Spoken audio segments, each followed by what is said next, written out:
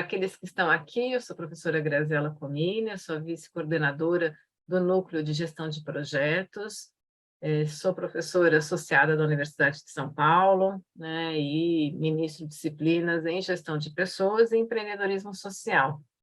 E hoje a gente está com duas super convidadas que fazem parte do nosso corpo docente, do Núcleo de Gestão de Projetos, a professora Daniela Fontana, a professora Aline Sack, e elas, então, vão abordar a temática de economia circular.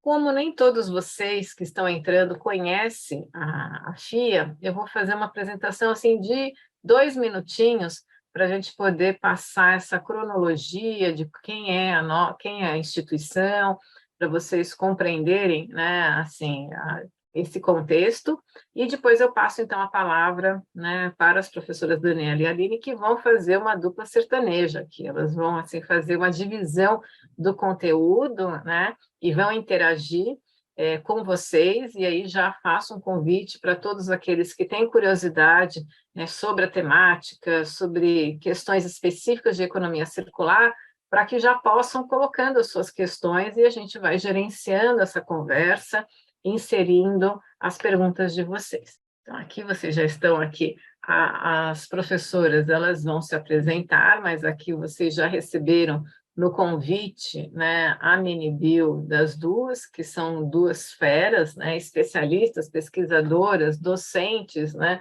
dentro aqui da FIA e de outras organizações, mas também muito mão na massa, né, assim, então também com muita experiência prática, né, atuam como consultoras. Então, aqui vai ser um papo, né, um papo bem gostoso sobre, na prática, o que significa, o que é economia circular e como que isso se rebate em termos de oportunidades para gestores de projetos, né, para entenderem, né, a importância deste tema. Então, para aqueles que estão chegando, né, então, falar um pouquinho sobre o que é a FIA, e aqui tem uma linha do tempo, né? A FIA, ela é uma fundação que foi criada, estruturada por nós, professores do Departamento de Administração, isso na década de 80, então nós já somos uma mulher bastante madura, né? Com mais de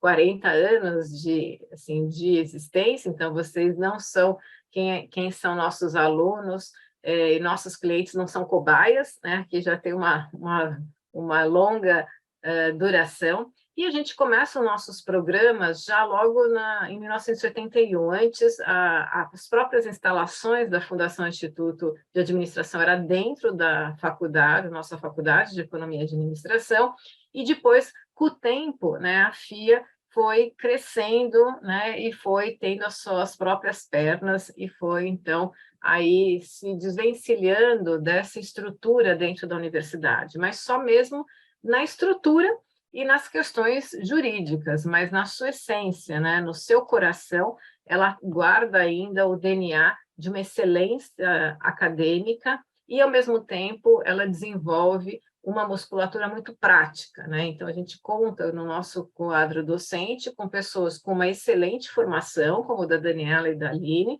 e, ao mesmo tempo, com muita experiência prática. Isso fez com que a gente fosse criando, né, MBAs, né, cursos, né, temáticos de especialização, cursos de extensão, né, retratando as nossas pesquisas. Então, a gente tem, no caso especificamente de gestão de projetos, a gente tem, desde 2002, foi o primeiro MBA, a gente está comemorando este ano 20 anos do nosso MBA, né? Então, a gente já são 20 turmas, e se a gente multiplica 20 turmas por mais ou menos 30 alunos, então, quantos gestores de projetos a gente colocou aqui no mercado?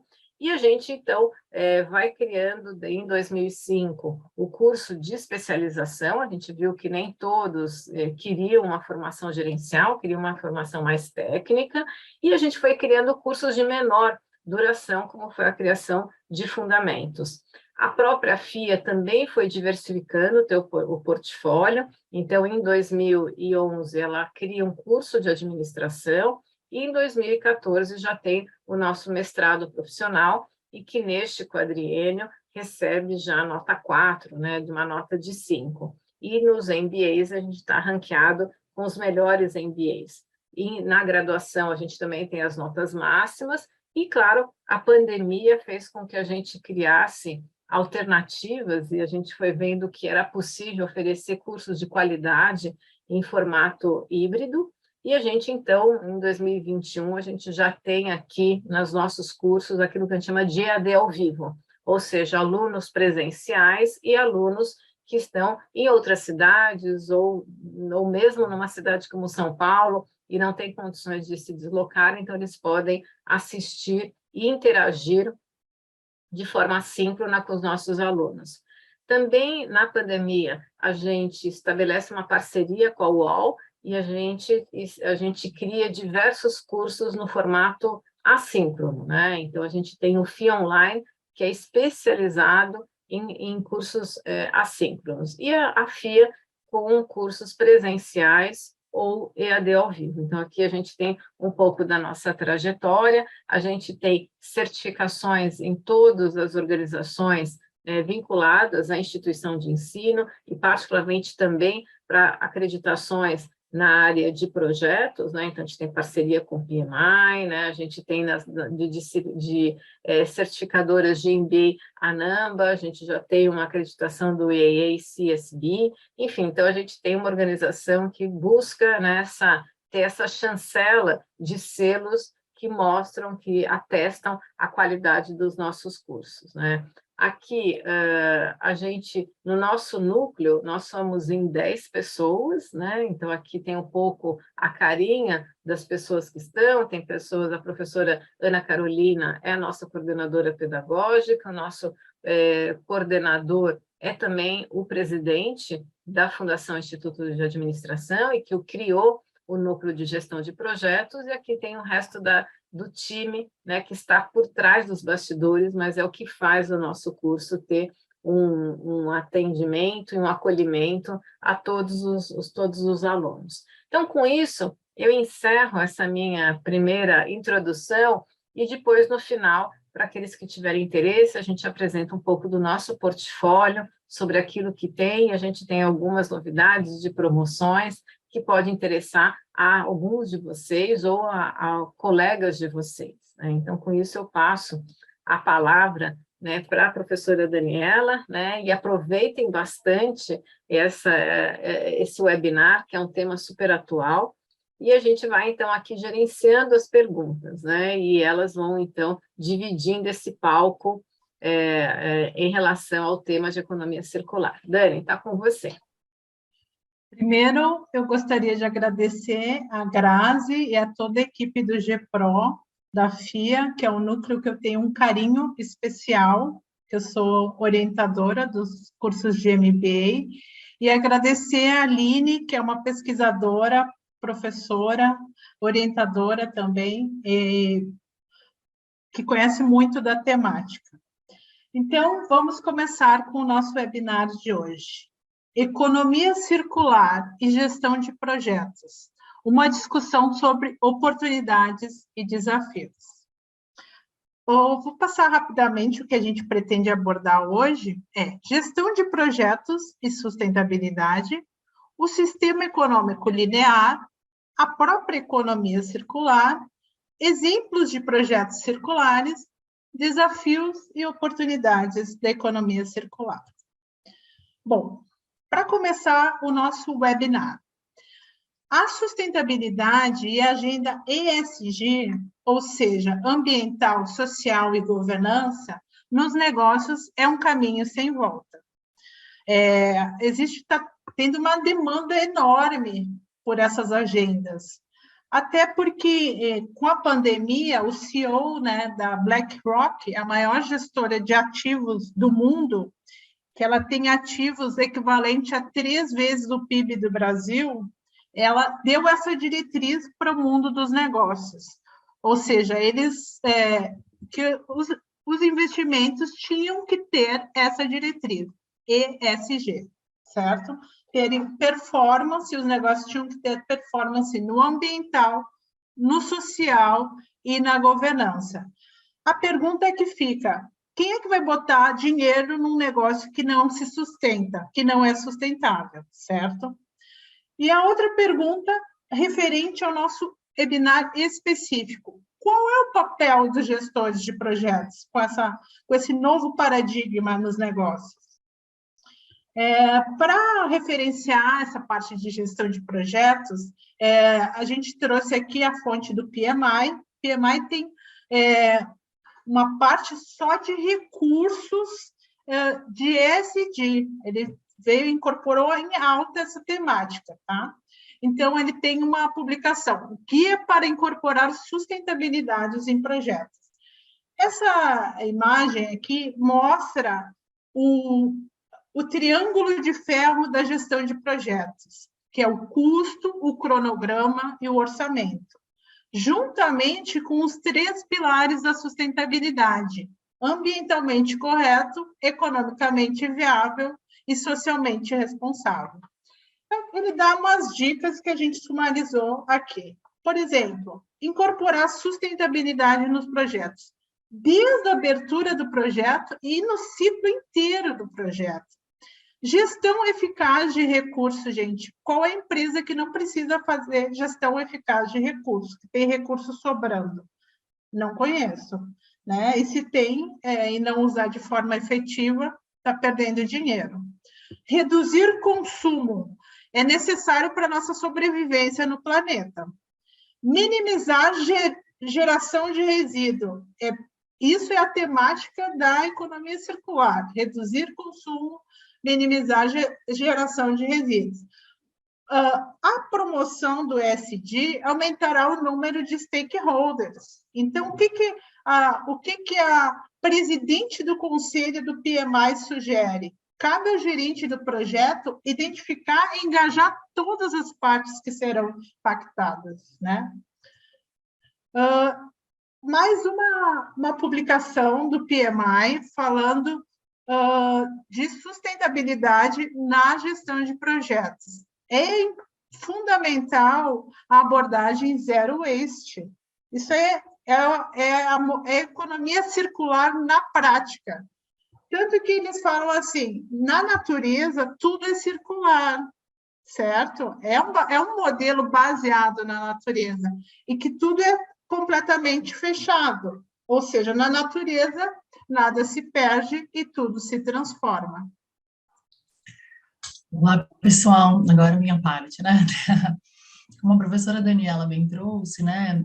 A gente tentou trazer um pouquinho para vocês de como é que seria essa abordagem dentro de um grande guarda-chuva de gestão de projetos e de sustentabilidade, né?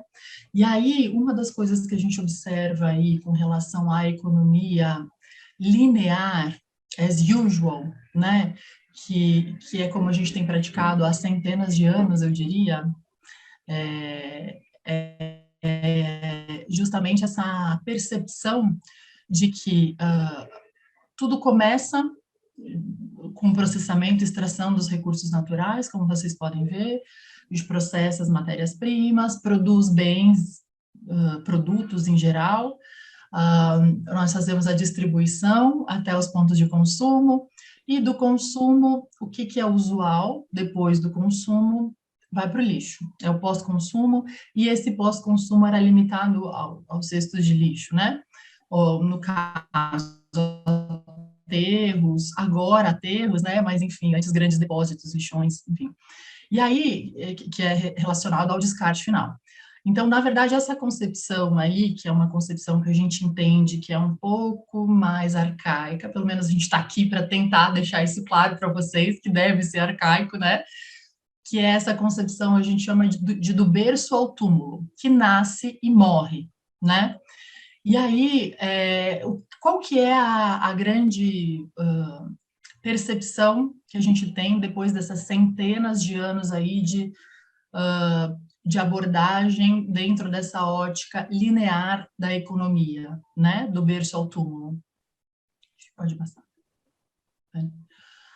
A abordagem da economia linear, historicamente, a gente pode observar que, por exemplo, se a gente observa ali um report do Our World in Data, vocês podem achar na internet facilmente, a percepção de que a população ela se distribuía mais num ambiente rural em 1950 e tinha um padrão de consumo diferenciado do que o padrão de consumo que a gente tem hoje, e aí o prognóstico, né, de uma população em 2050.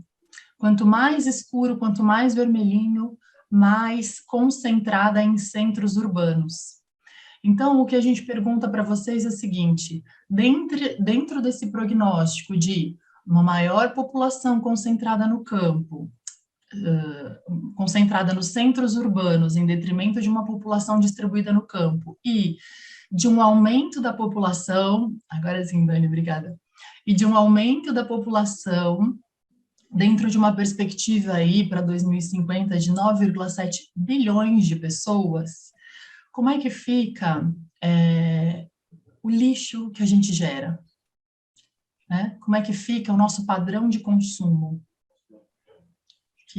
Essa é uma pergunta que acho que cada ser humano vivente no planeta Terra deve se fazer ao realizar as próprias escolhas e até mesmo fomentar alguns padrões de consumo em algumas empresas, né? Que a gente sabe que estão disseminando aí uma espécie de pensamento ainda muito baseado na economia linear, né? Acho que o nosso papel aqui hoje é de apresentar um pouquinho dessas consequências que essa evolução nossa dentro do planeta Terra, dentro dos limites da nossa biosfera, é capaz de proporcionar ao nosso planeta e às nossas condições de vida, né?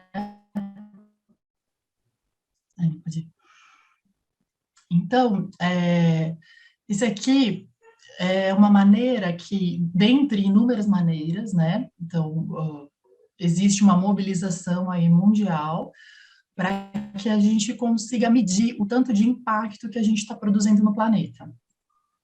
Então, uma das maneiras que a gente utiliza para medir, vários cientistas envolvidos aí para fazer esse tipo de medição, é o Earth Overshoot Day, é o dia em que a população da Terra extrapola o uso dos recursos naturais que a Terra é capaz de proporcionar.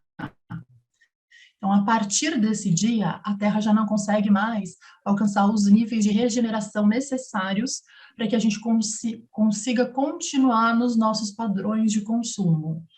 Então, nesse caso, a gente tem dois tipos de medição relacionados, né? O da esquerda, vocês podem ver que em 2022, ao longo dos anos, em 1971, o dia em que a gente extrapolava as reservas e acabava com a capacidade de regeneração da produção da terra, era em praticamente final de dezembro. E ao longo dos anos, vocês podem observar que esse dia foi chegando mais para perto de julho, metade do ano, né?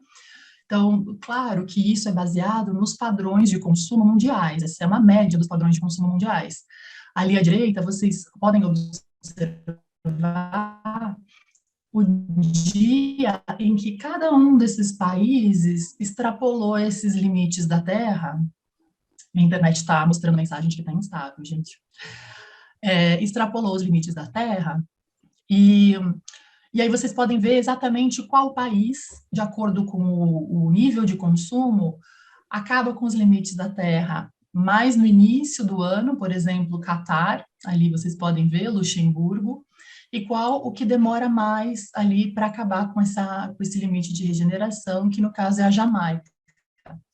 Se vocês observarem, o Brasil, ele está ali, no dia 12 de agosto, de acordo com os nossos padrões de consumo.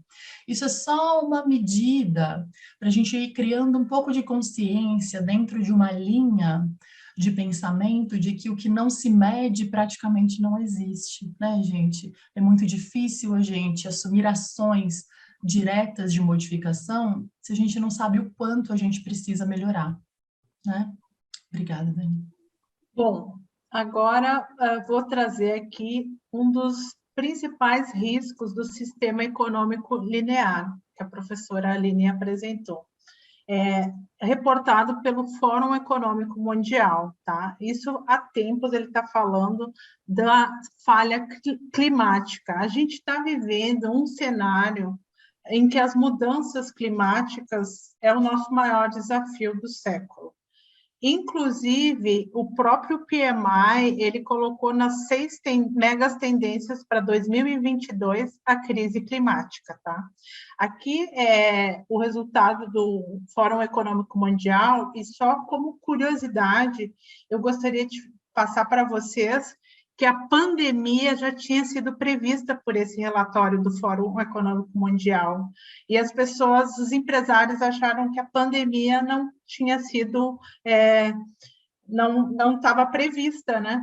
Ou seja, esse relatório é muito importante. E olha só, esses danos verdes que estão em primeiro lugar, tudo tem a ver com as mudanças climáticas. Falha na ação climática, clima extremo, perda da biodiversidade, dano ambiental humano, crise de recursos naturais, gente. Recursos naturais, tudo depende dos recursos naturais. O ar, alimento, matéria-prima e insumo, certo? Sem eles, a gente não tem sobrevivência no planeta. O planeta continua, mas a gente não. E aqui, só para contextualizar, o painel intergovernamental para as mudanças climáticas, eu trouxe alguns efeitos do cenário que a gente está vivendo, que para alguns a gente considera um cenário de emergência climática, onde não basta só ações para mitigar as mudanças climáticas, a gente já tem que conviver com as mudanças climáticas. Isso existe também os refugiados climáticos, pessoas que vão ter que sair do local onde moram e ir para outros lugares. Empresas fechando 3 dias porque não tem água, a onda de calor está muito alta, isso está acontecendo na Europa, em outros países, na Califórnia, certo? Então, é o cenário que a gente vive. Então, assim, só para mostrar para vocês, seca intensa, enchente intensa. As mudanças climáticas, elas mudam o ciclo da água. A água é renovável, mas impacta pode trazer escassez hídrica, né? Inclusive, o aumento de luz teve a ver com as mudanças climáticas, né? Teve que ativar outras fontes de energia elétrica, tá? Degelo, aumento do nível dos oceanos, extinção de espécie, esbranquiçamento de corais. O coral é vivo, ele acaba com todo o ecossistema, ele alimenta um ecossistema, né? O coral. E desabastecimento de alimentos, certo, pessoal? Então, é insumo, matéria-prima e alimentos. Pessoal, diante de todas essas justificativas, né, agora a gente vai apresentar um pouquinho para vocês de algumas possibilidades que a gente tem dentro dessa percepção de economia circular que a Dani já deu uma introduzida, né? Então, começando essa apresentação aí, o que a gente consegue identificar como fontes de valor circular? Então, agora a gente está usando um framework, tá?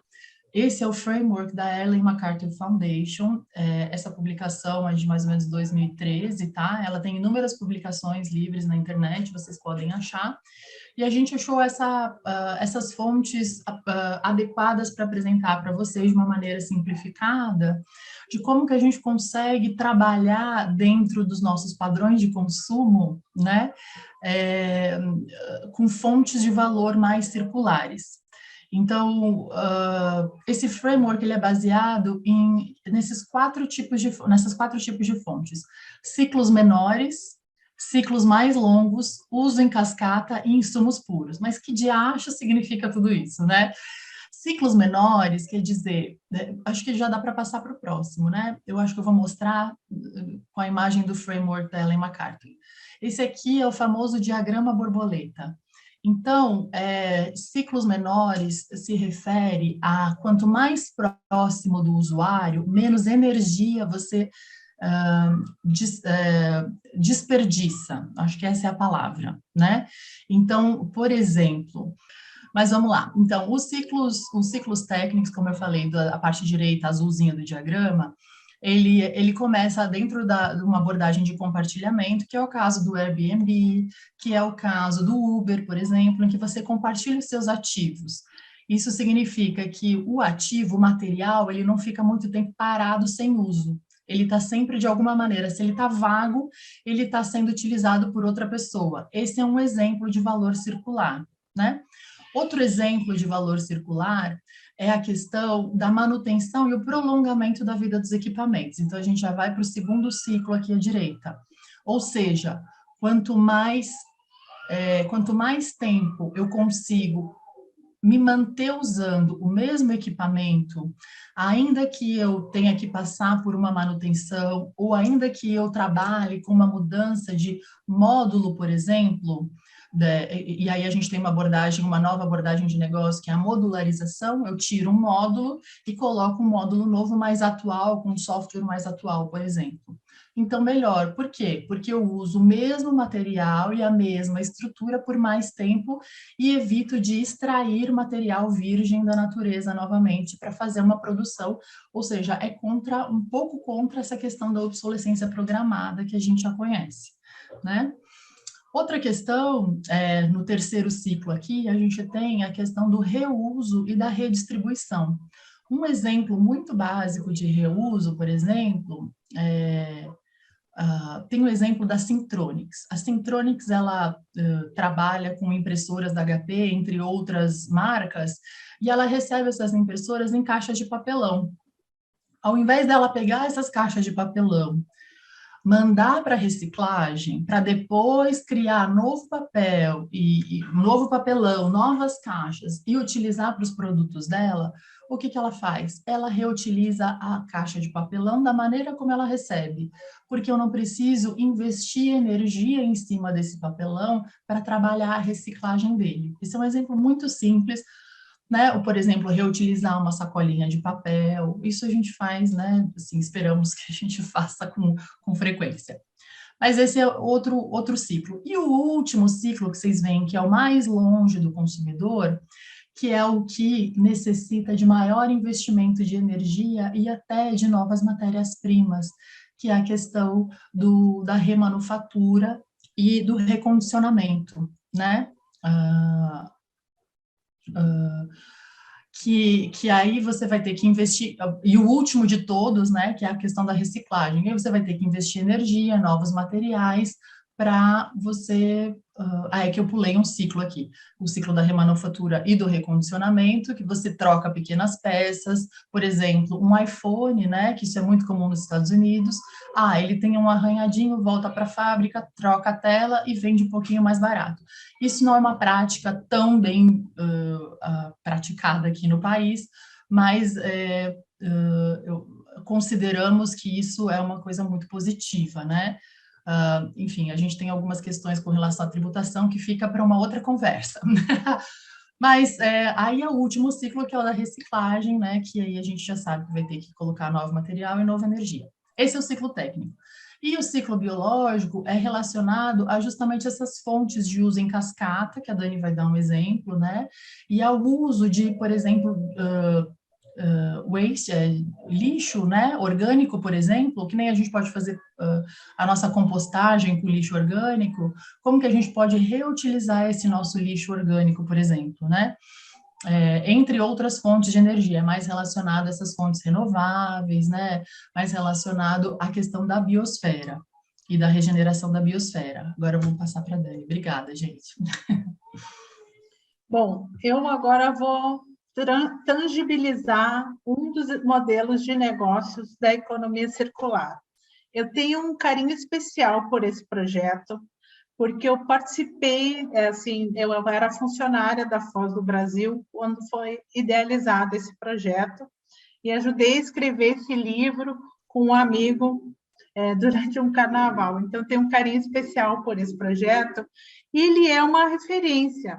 Além desses 3 ODSs, que são os objetivos, esses 6 ODSs, que são os objetivos do desenvolvimento sustentável, que eu sempre gosto de trazer também Por que eu trago a Agenda 2030 da ONU? Porque é um framework ESG, certo? É a primeira diretriz para você implantar uma agenda ESG.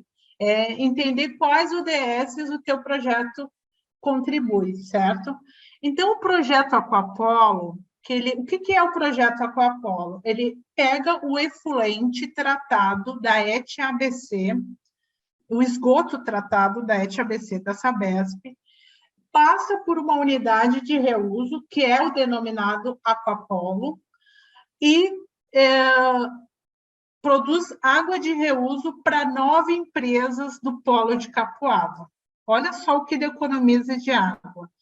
2,5 bilhões de litros de água potável por mês. Então, ele contribui com o ODS 6, que é água limpa e saneamento, é uma inovação, com o 9, com cidades e comunidades sustentáveis, que é o 11, produção e consumos responsáveis, é uma ação contra a mudança do clima, porque a gente tem que estar preparado, já que as mudanças climáticas impactam no ciclo da água e pode trazer o estresse hídrico. Então, ele contribui com uma ação contra a mudança do clima e parcerias em prol das metas.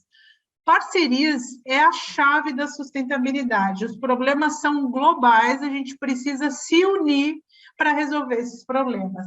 Esse projeto é uma PPP, vou passar aqui para vocês o próximo slide, entre a Sabesp, a GS e Nima, que é uma empresa espanhola nessa parte de águas, tá? Ela foi da Foz do Brasil, foi da BRK Ambiental e hoje é da GS e Nima. Assim, agora eu quis trazer um pouco da teoria de projetos para esse projeto Aquapolo. Quais foram os principais desafios desse projeto, né? Vários stakeholders, e às vezes os stakeholders, eles têm demandas diferentes, interesses diferentes, e a gente tem que equalizar todos os interesses para se tornar viável, o máximo de interesses possíveis, né? Tem os investidores, que é uma parceria público-privada da Sabesp com essa GS e Nima, né? Clientes do polo de Capoava, a Braskem é o principal cliente, tá? Fornecedores de equipamento e insumos para a planta, porque, assim, eu estudei muito reuso de água. Uma época, a membrana era muito frágil, então a gente tem que ter um bom fornecedor de equipamento para garantir um pleno funcionamento de uma unidade de reuso, né?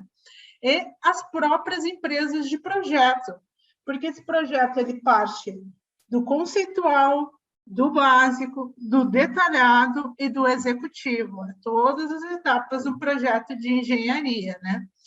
Teve que fazer um piloto, ou seja, teve que fazer uma unidade menor para verificar o nível de tratabilidade da água e se ela era correspondente aos clientes do polo, porque ela não é potável, não é desmineralizada, é uma água que é necessária para atender a indústria. O grande desafio foi essa adutora de 17 quilômetros. Na economia circular, a gente prefere que tudo seja mais próximo, mas, nesse caso, não conseguiu fazer. A unidade de reuso fica do lado da Sabesp e mais longe dos clientes.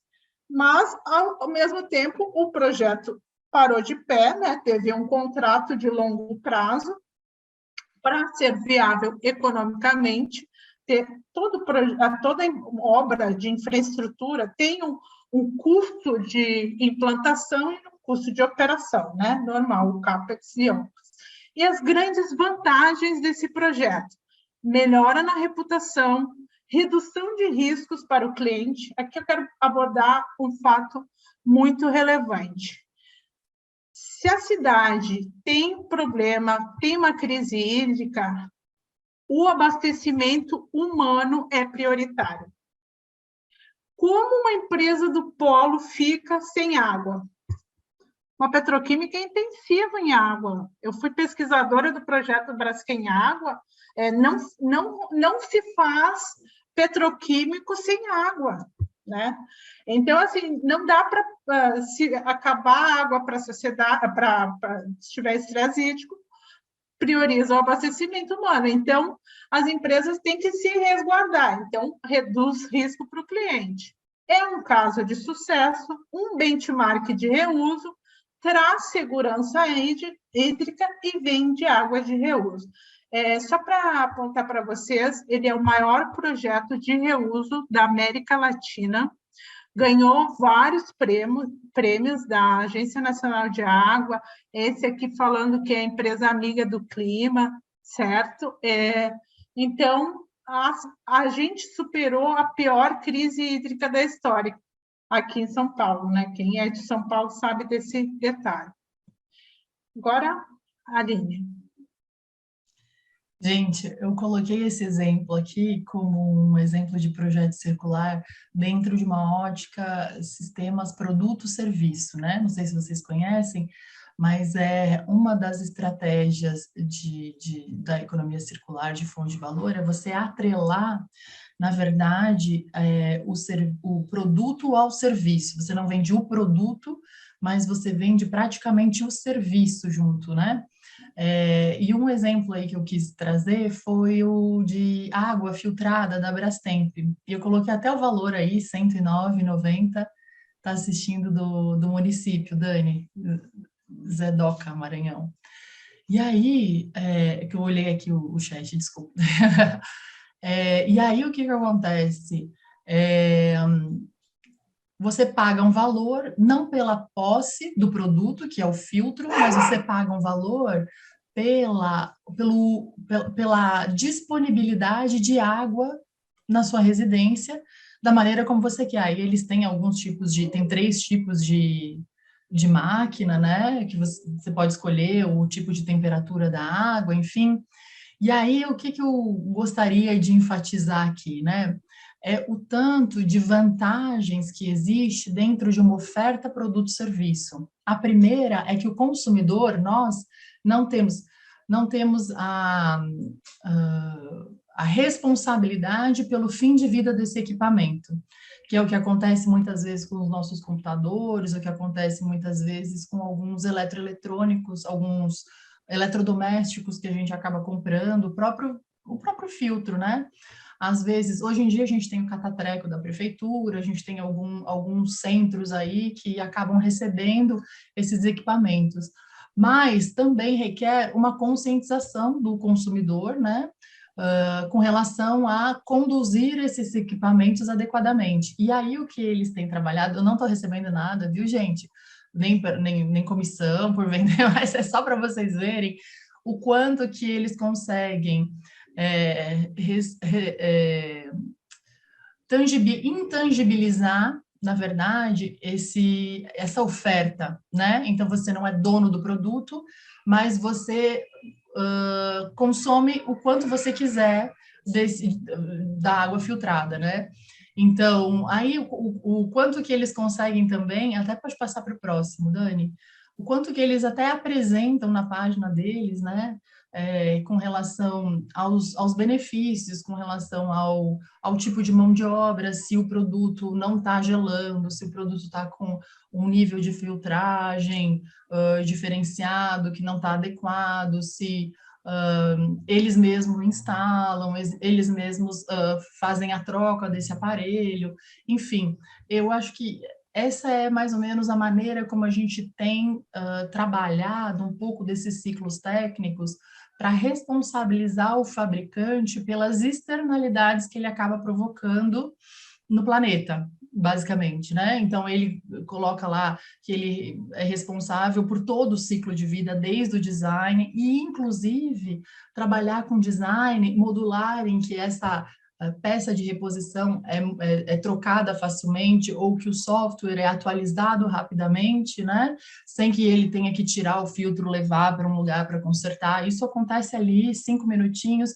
e ele se responsabiliza também pelo treinamento da mão de obra. Obviamente, ele vai querer fazer um design mais simplificado para que ele não tenha que treinar a mão de obra de uma maneira tão específica, né? Para que ele não tenha que dominar os detalhes ali daquele equipamento. Então, você tira uma parte modular para trocar.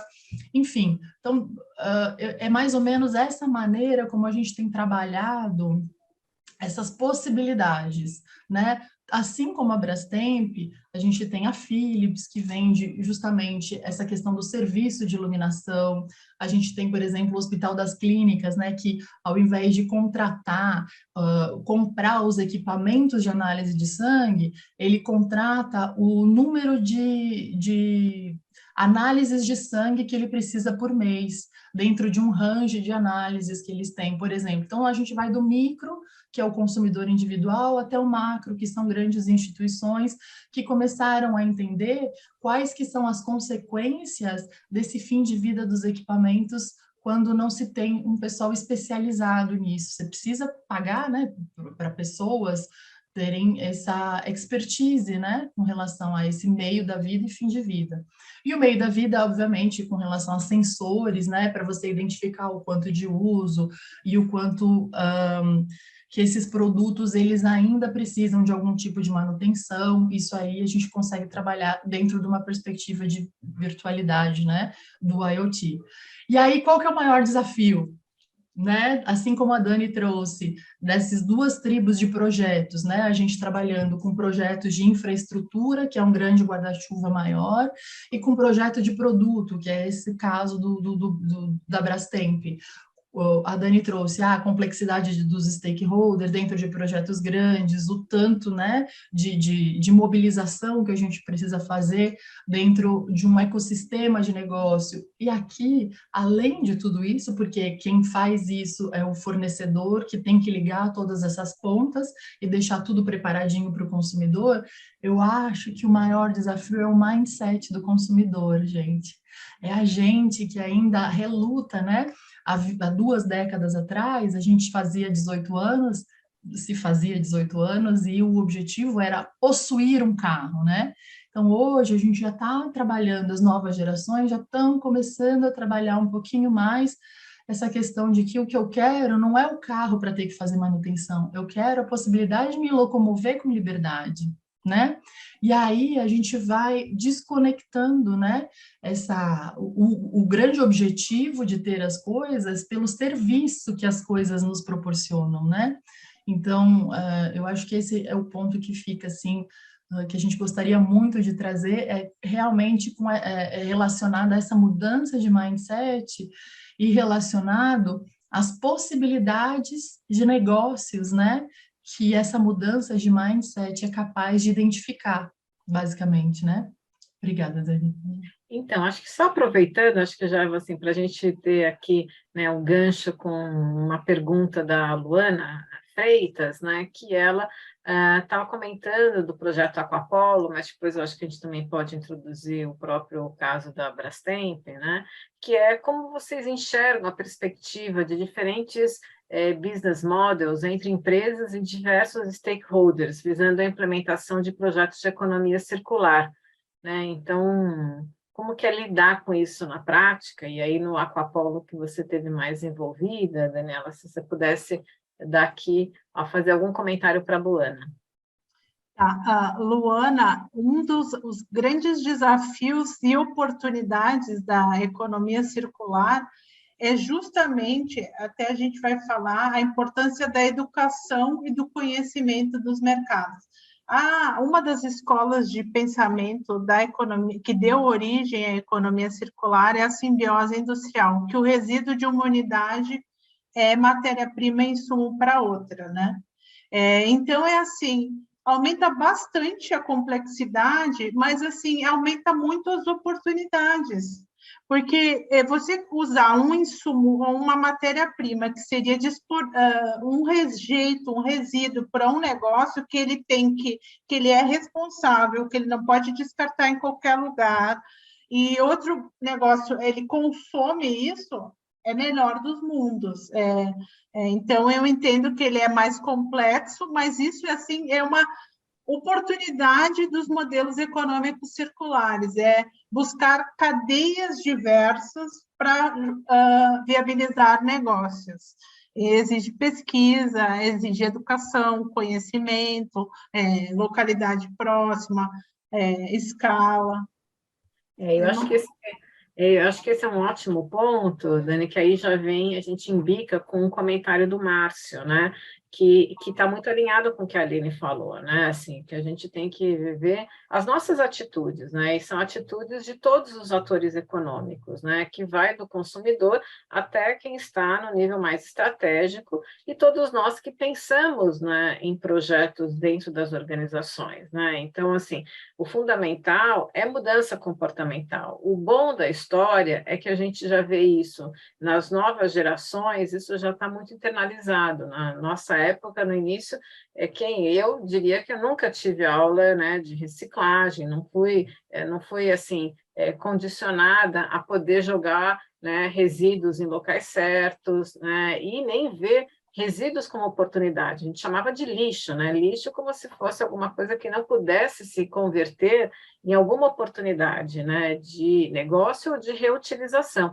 Então, você tem toda a razão, Márcio. Eu acho que um futuro, uma busca de desenvolvimento sustentável, envolve a gente repensar as nossas atitudes em todos os campos nossos de atuação, seja eu como mãe, seja eu como professora, seja eu como empreendedora. Então, acho que é muito importante da gente ver que a gente pode ser um agente de mudança, a gente pode influenciar as organizações, e aonde a gente estiver. Eu acho que essa é da gente saber que há um esgotamento, né? E a nossa sobrevivência passa por a gente poder influenciar mudanças comportamentais. Mas eu não vou continuar, porque eu vou continuar com a Daniela e continuem colocando as questões que a gente vai, então, interagindo, né, pelo chat e no Q Questions. Mas excelente contribuição, Prof. Grazi, é isso mesmo. A gente, como consumidor, a gente tem poder político de escolha e a gente tem que ser um agente de mudança para preservar o nosso planeta para nossa sobrevivência e para próximas gerações, né? E aqui, como a Andréa comentou, olha, está vindo o Natal, né? Assim, e que estímulos a gente, assim, o que a gente busca, né? Assim, aqueles que têm filhos, têm sobrinhos, assim, o que a gente vai, né? A gente vai, assim, estimulando, né? Só uma curiosidade, a minha filha está na Alemanha, no intercâmbio, e lá na Alemanha os dados mostram que 45% do que eles consomem reciclam, né? No Brasil é 3%, né? Justamente.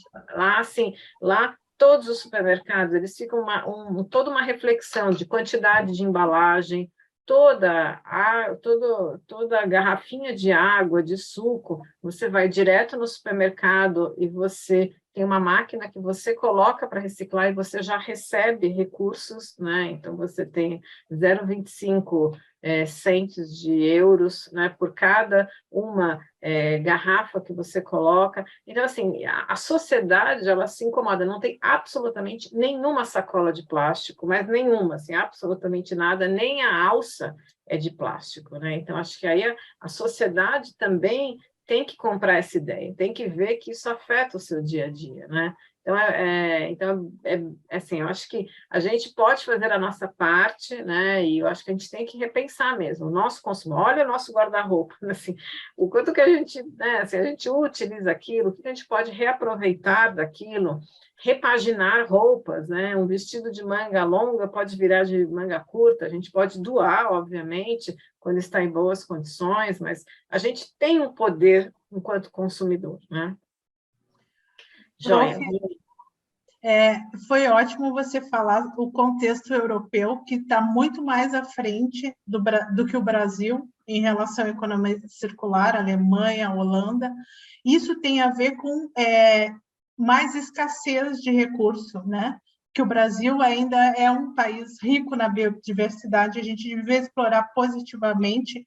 E isso que você está falando eu espero que a gente aprenda mais no amor e não na dor, sabe? Só que a gente já está vivendo a dor, tá?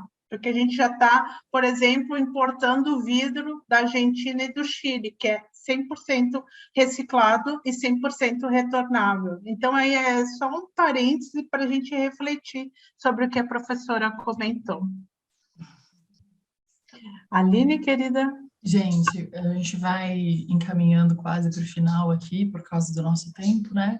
Mas a discussão é muito brilhante, assim, eu fico muito feliz, né, com essas colocações aí do chat, com a colaboração aí da professora, porque não tem como, né? A gente precisa atingir a massa e nós somos constituintes da massa, basicamente, né? E para os fabricantes mudarem esse mindset, a gente precisa se mobilizar de alguma maneira. Então, existe todo esse background aí de políticas públicas, existe sim essa questão da política nacional de resíduos sólidos, toda uma articulação, mas existe sim o poder do comprador, né? E a gente sabe que temos essa influência. E aí, pegando o gancho aí do que vocês trouxeram, a gente só gostaria de trazer aí alguns dados do último Circularity Gap Report desse ano, né? Então, o link está aí, se vocês digitarem na internet, vocês conseguem achá-lo na íntegra. E nessa linha, né, de o que não medimos é como se não existisse, né? Então, de acordo aí com esse report, apenas 8,6% da economia mundial é circular. De alguma maneira, os nossos resíduos são redestinados e reutilizados, né, gente? Então, eu acho que esse é um dado, assim, muito importante para a gente refletir, né?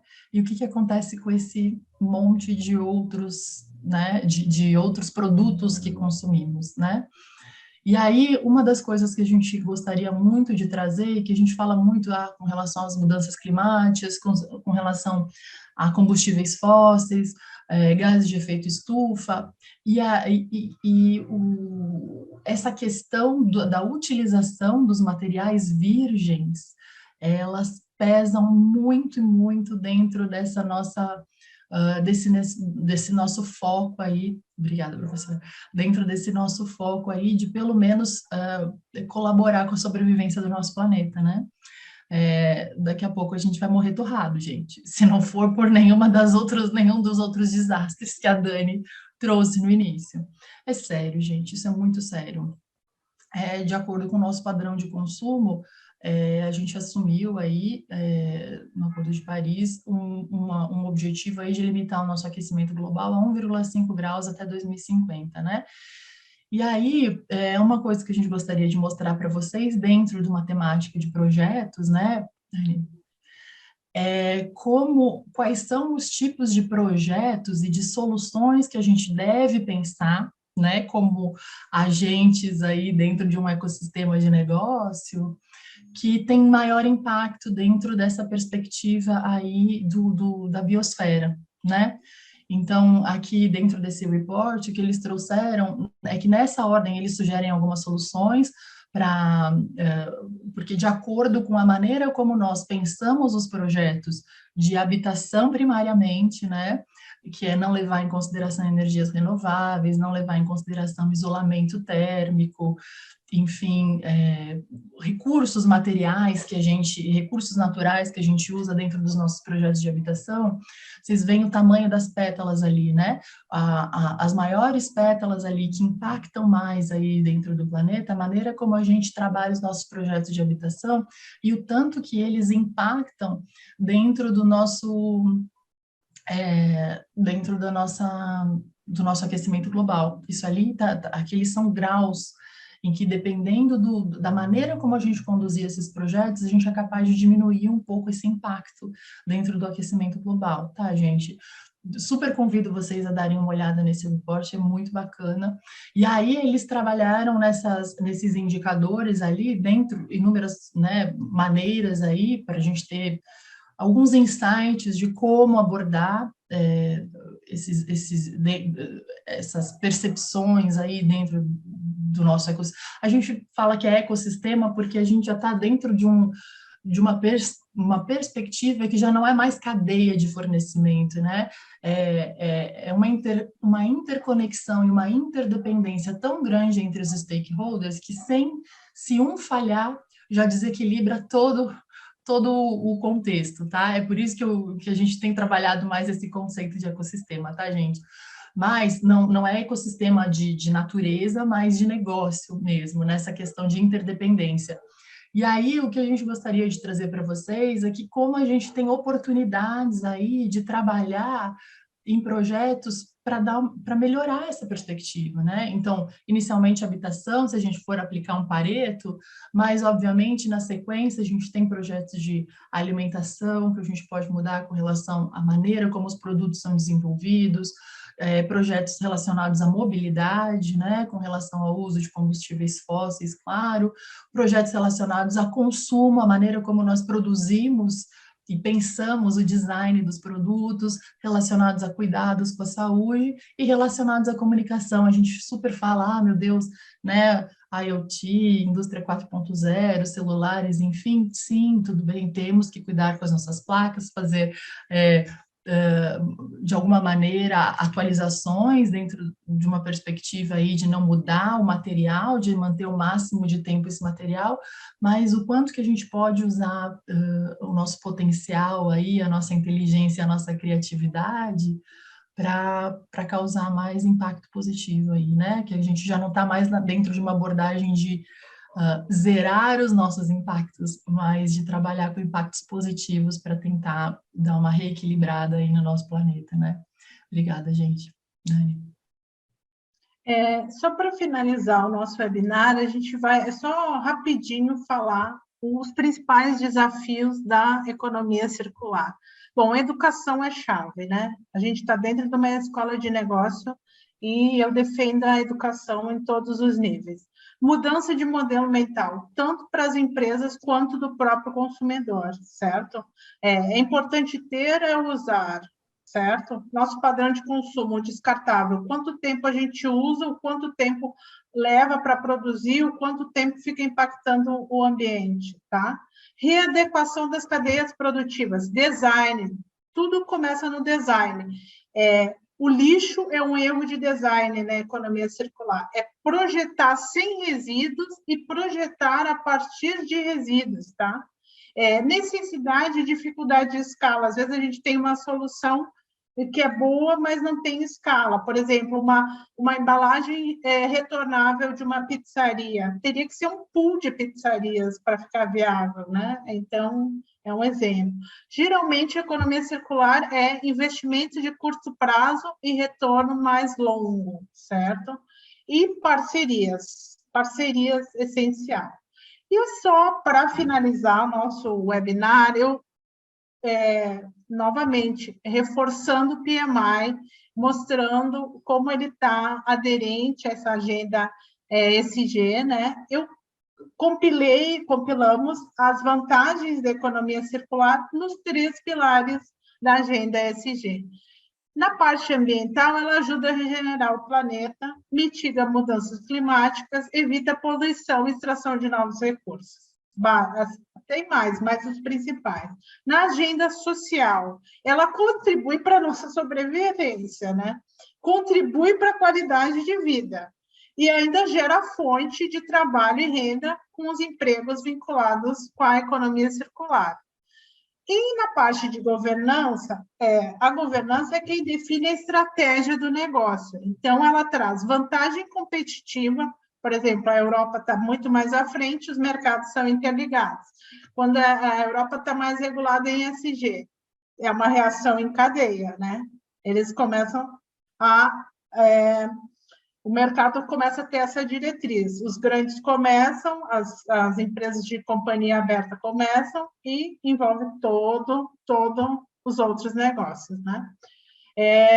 Mitiga riscos de suprimento, de volatilidade de preço, de guerra para insumos, e é uma fonte de inovação. Aqui as referências, e aqui a professora Aline quer mostrar, é uma foto mais para impactar a gente, né, professora? Mais nesse sentido da gente refletir, né, o que a gente tem deixado aí para as próximas gerações, e se de alguma maneira a gente vai conseguir manter isso por muito tempo, né, gente? Eu acho que essa foto diz bastante coisa. Obrigada. Obrigada. Você quer comentar, Daniela? Não, é só uma frase que eu gosto de acabar as minhas aulas, e a professora Aline concordou comigo trazer essa frase. Eu acho que sozinhas somos gota e juntos somos oceano. Nossa, É isso, obrigada. Obrigada, Daniela. Eu queria só fazer uma coisa, assim, aproveitar o gancho, né? E eu acho que o Flávio aqui colocou um aspecto, eu queria que vocês comentassem, né? De que se a gente tantos atrasos que a gente tem, assim, aqui no Brasil como um todo, né? Em falta de saneamento, né? A gente tem muito problema de infraestrutura. Como que vocês consideram que é importante avançar essa agenda de economia circular, né? Vocês acham que é por meio de leis, normas, punições? Qual que é a opinião de vocês? Bom, pergunta complexa.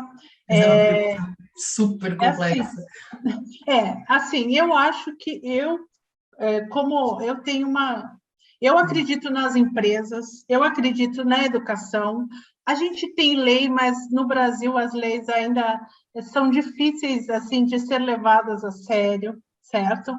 E a gente vai acabar aprendendo, infelizmente, na dor, né? Eu entendo, mais do que no amor, né?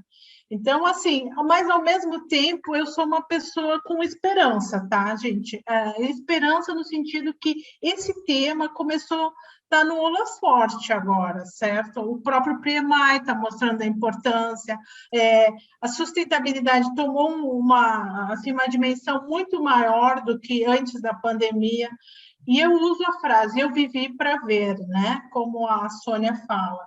Então, é assim, lei é importante, regulação é importante, educação é importante. As empresas entenderem os ganhos, né? Que hoje em dia, que como a agenda ESG mitiga risco, é sustentabilidade a longo prazo. Então, eu sinto que o mundo está se movimentando nessa linha, é a minha percepção. Uhum. Eu sinto também que daqui a pouco esperamos, né? Claro que a gente vai fazer uma pressão muito grande, acho que o consumo faz uma pressão muito grande, nesse sentido de que uma vez o ter a ISO 9001 era um diferencial, né? E hoje é uma necessidade para você estar presente dentro do mercado, né? Então, assim, acho que faz parte justamente de atingir as massas, né? Eu acho que esse é o nosso papel, é divulgar, é repetir, divulgar, conscientizar, e assim, políticas públicas, obviamente, acho que questões governamentais, leis, obviamente, taxação, obviamente. A gente sabe que o nosso arcabouço aí político, muitas vezes, não tem condições de trabalhar em auditorias, né, sistemáticas, para fazer valer, por exemplo, a Política Nacional de Resíduos Sólidos, né? Mas, enfim, a gente sabe, mas se eventualmente forem descobertos, vão sofrer as sanções pelas externalidades, basicamente, né? Tem que existir, né? E cabe aos consumidores cobrarem de alguma maneira. E eu entendo, agora a gente está trabalhando junto na ABNT, a gente está elaborando lá a norma, né, da economia circular, enfim, vários grupos aí envolvendo consultores, envolvendo universidade, envolvendo políticos, enfim, para tentar achar um consenso, para tentar mostrar, né, para todo mundo, ok, empresas, vocês querem adotar essa norma aí de economia circular, vocês têm que ter pelo menos isso, é isso aqui que rege a norma. Ah, é obrigatório? Gente, né, pode obrigar através de sanção, mas eu acho que como consumidores, a gente é muito capaz de fazer uma pressão aí dentro desse ambiente corporativo, eu diria, né? Ah, que nem a Dani falou, né? Sozinhos somos gota, juntos somos oceano. Não tem como, né, gente? E Mas aí, obrigada. e aí, complementando, Aline, eu acho que a gente também tem que ver o nosso poder como funcionário e colaborador, né? Eu acompanho muito essa nova geração. Essa nova geração, ela já está escolhendo. Então, as organizações que demonstrarem essa preocupação e efetivamente isso se materializar em ações, elas também atraem melhores talentos, né? Assim, então, você começa também a se diferenciar. Então, fica um círculo virtuoso. Eu acho que no passado, eu acompanhei muito o próprio nascimento do Instituto Acatu, né, que falava de consumo consciente, e no início da década de 90, a gente via que ainda o consumidor, por mais que ele fosse consciente, ele tinha ainda um poder que ainda era muito pequeno. Claro que hoje, com redes sociais, né, com Twitters, né, com Instagram, com todas essas, assim, você tem um papel importante de você, né, de denúncia, né, de você falar sobre algum produto que, enfim, é inadequado, a forma daquela organização, e a gente se soma a este movimento, seja eu como consumidora, eu na escolha de uma organização para eu trabalhar, soma-se uma agenda do ISD que vem na pressão de investidor. Então, hoje, conselhos administrativos estão.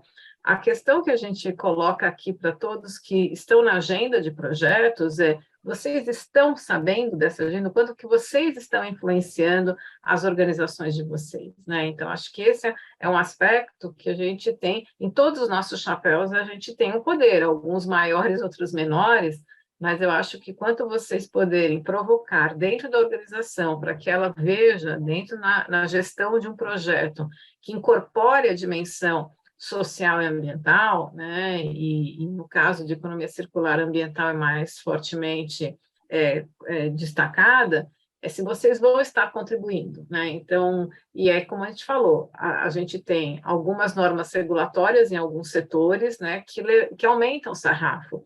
As organizações de primeira linha, elas também acabam influenciando, como a professora Daniela falou, toda a sua cadeia de valor. Quer dizer, você é um pequeno fornecedor dentro de uma organização de grande porte que tem isso, você também tem que rever. Então, a gente vê que vai tendo esse destaque daquelas que são as puxadoras, né? E muitos movimentos também no ambiente executivo que vai mostrando a importância disso. Então, você tem todo o capitalismo consciente, você tem o sistema B, né, de empresas B, que vão falando de valores. Estes valores, né, socioambientais têm que ser internalizados em ações concretas e nesses projetos. Eu queria agradecer muito, né, a introdução dessa temática, né, na agenda, né, que a gente tem aqui na formação de gestores de projetos. Então, aqueles que são já nossos alunos, né, vão ter a sorte de estarem se cruzando, né, com as professoras Daniela e a professora Aline, e aqueles que não são, né, a gente tem aqui alguns cursos que eu vou estar mostrando para vocês e ocupar mais uns 2 minutinhos antes da professora Daniela e a professora Aline darem as palavras finais de encerramento. E a gente tem aqui algumas possibilidades de quem está assistindo, né, o nosso webinar, de poder oferecer para algum colega algum tipo de desconto, né? Então, para aqueles que não conhecem as nossas trilhas, a gente tem 3 cursos de maior duração, então um MBA de gestão estratégica e temos uma pós nesse formato EAD ao vivo, ou seja, você tem aulas síncronas, eles vão começar em março. E a gente também tem uma pós-graduação em projetos, em parceria com a UOL, totalmente assíncrona. E na parte de extensão, a gente vai criando alguns cursos temáticos, de acordo com a demanda, né, que a gente tem visto, e uma delas é a parte de cursos menores em gestão de projetos, e que caso o aluno venha querer, no futuro, ampliar e ter uma especialização, ele tem um aproveitamento total desses créditos, né? Então, você pode fazer um curso de fundamentos e, na sequência, fazer formação ou dar um intervalo de meses, né, ou de anos, e você depois fazer uma formação. Então, a gente chama nesse sistema carrossel, de reaproveitamento. A gente falou tanto de reaproveitamento de recursos, aqui a gente reaproveitamento do conhecimento, né, nessa formação expandida. E a gente tem cursos de ágil e temos aí para um curso que a gente específico, né, sobre mentoria em ágil para pessoas que estão recém-formadas.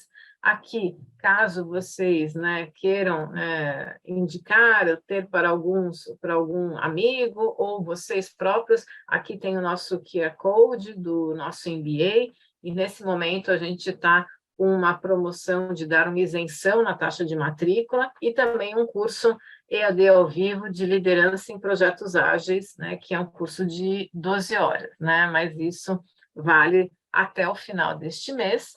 A gente tem, na pós-graduação, também essa mesma promoção de isenção de taxa de matrícula e o curso EAD, então aqui também está o nosso QR Code, e na parte de formação, que é um curso de 6 meses, também aqui com uma promoção até 31 de outubro. E o nosso curso em Fundamentos, está aqui o nosso QR Code. Então, essas são, a gente já também está com as turmas para 2023 de curso ágil, mas aqui você tem os nossos e-mails do gpro@fia.com.br, que você pode também estar aqui falando conosco, tirando todas as dúvidas, e vai ser um prazer a gente conversar. Quem quiser tomar um café com a gente lá na nossa unidade, na Marginal. Meninas, palavras finais para a gente poder liberar o pessoal. Obrigada, pessoal. Espero que vocês tenham gostado. Estamos à disposição, né? Esperamos encontrá-los aí na FIA. E é isso. Obrigada. Dani? Eu quero agradecer também a Aline, a Graziella, que é uma pessoa que eu admiro muito, ao núcleo do GPRO, que sempre confiou no meu trabalho como professora e orientadora, e eu estou vendo assim, que tem alguns ex-alunos, alguns futuros alunos. Muito obrigada por nos prestigiar, e vocês nos acessam nas redes sociais, nos nossos LinkedIns, certo? E espero vê-los na FIA, porque a FIA, eu recomendo em número, gênero e grau educação na FIA. Joia, muito obrigada, pessoal. Agradeço a presença, sabemos que estamos num pós-feriado, né? Assim, vocês estarem aqui diz muito, né, dessa busca do conhecimento. O webinar vai estar disponível, né, no site da FIA, então vocês podem rever, né? E estamos aqui à disposição no GPRO para tirar dúvidas sobre cursos e vocês poderem ter acesso a docentes, né, com de excelência técnica, como a gente está aqui com a professora Daniela, a professora Aline. Então, boa noite para vocês. Obrigada. Boa noite.